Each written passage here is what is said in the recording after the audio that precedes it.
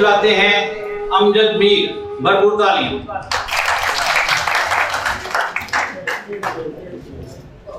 मैंने इसीलिए रोका कि तीन शेर पढ़ने। जनाब